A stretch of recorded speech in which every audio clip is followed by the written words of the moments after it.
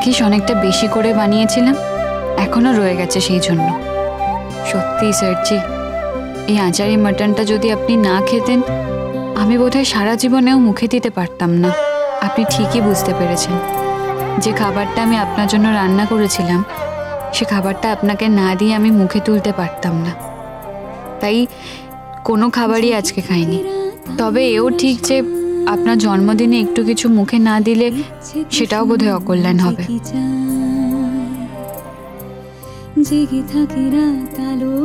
খাবো, একটু কিছু খেয়ে নেব, আপনি আগে খেয়ে নিন।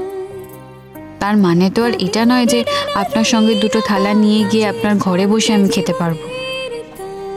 আপনার কোনো না বাস্তব বুদ্ধি নেই, আপনি যে কি বলেন না তার কোনো ঠিক ঠিকানা নেই। আপনার মতন করে কি দুনিয়াটা চলে স্যারজি? আমাদের মতো মেয়েদের কত বুঝে শুনে চলতে হয়। এই কি আর গরিমা দিদি যে সবাই মাথায় করে রাখবে, যা ইচ্ছে তাই করবে, তারপর যে কোনো কথায় সকলে সাপোর্ট করবে? ওসব কপাল করে আসতে হয় স্যারজি। আমাদের মতন মেয়েদের কপালে ওইসব নেই।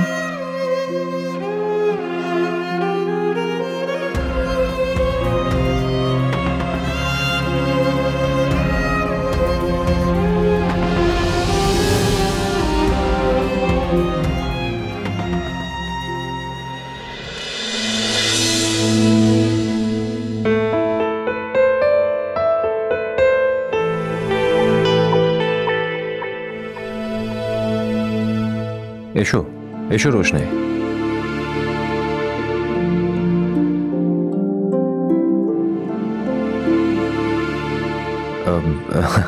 অ্যাকচুয়ালি আজকে প্রত্যেকটা ডিশই খুব ভালো ছিল। বড় মার হাতে তৈরি করা প্রত্যেকটা ডিশ খুবই ডেলিশিয়াস ছিল, খুব ভালো ছিল। কিন্তু সত্যি বলতে গেলে রোশনাই, আমি না খেতে পারিনি। আমার মনটা তোমার ওই আচারি মাটনের দিকেই ছিল। আই এম রিয়েলি সরি, আমার জন্য তোমাকে খুব কষ্ট করতে হয়েছে না? এই গরমের মধ্যে রান্না করতে হয়েছে। আই এম ভেরি সরি রোশনাই। আপনি সরি কেন বলছেন স্যারজি? এই তো আপনি এখন খাবেন তো, আসুন। রোশনাই, তোমাকে দুটো প্লেট আনতে বলেছিলাম না? সেটা হয় না স্যারজি। রোশনাই, আমি তো একা একা খেতে পারবো না। আপনি কেন এসব বলছেন? আমি তো খেয়ে নিয়েছি আগে। মিথ্যে কথা কেন বলছো রোশনাই? তুমি তো খাওনি। আচ্ছা ঠিক আছে, আমি আপনাকে এখন কথা দিচ্ছি, আপনার খাওয়া হয়ে গেলেই আমি খাবার খেয়ে নেব।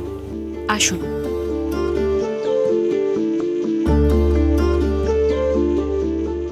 দাও।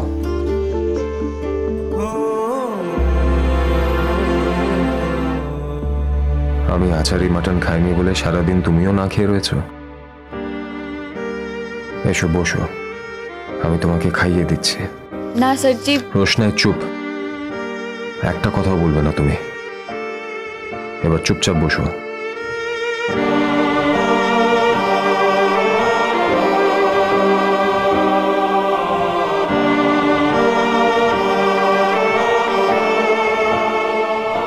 কাল থেকে তো কেউ আর কিছু বলবে না।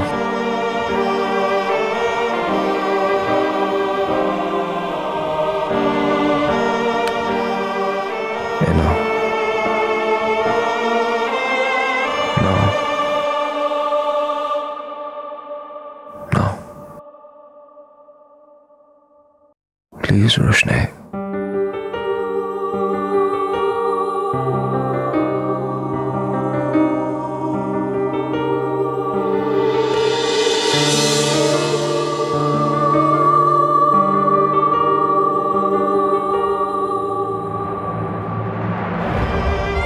স্যারজি এবার আপনি খান। তোমার সব কথা আমি শুনবো না রোশনাই। কিছু কিছু কথা আছে যেগুলো তোমাকে শুনতে হবে, আর সেই কথাগুলোর মধ্যে এই কথাটা পড়ে। এবার আমি যখন খাওয়াচ্ছি খেয়ে নাও।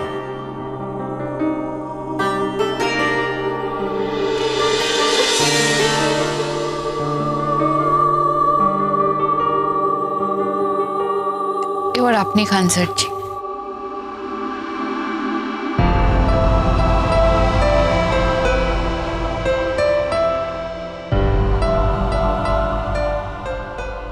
অপূর্ব অপূর্ব লেগেছে আমার রোশনাই। এই স্বাদটা সারা জীবন আমার জিভে লেগে থাকবে। এত ভালো হয়েছে।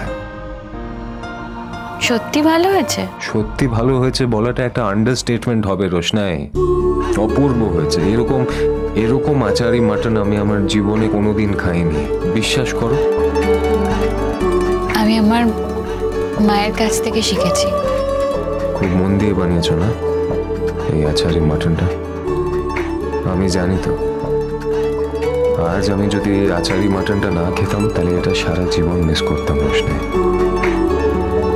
কেন?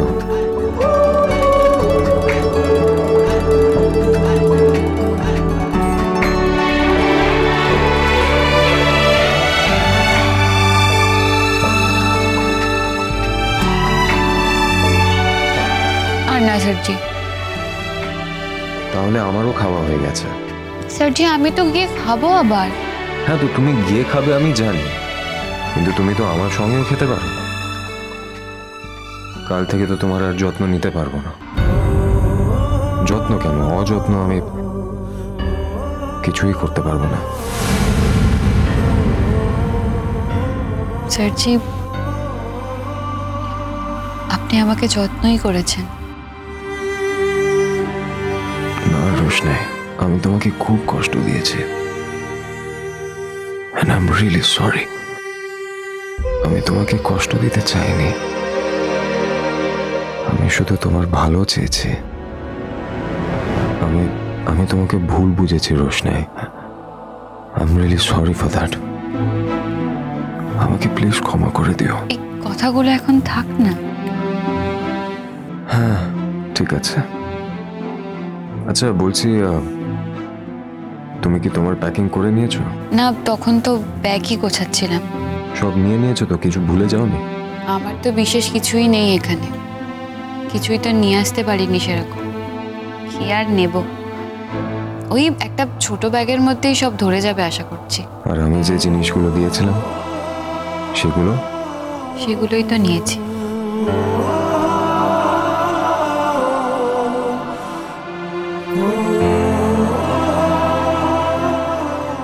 রোশনাই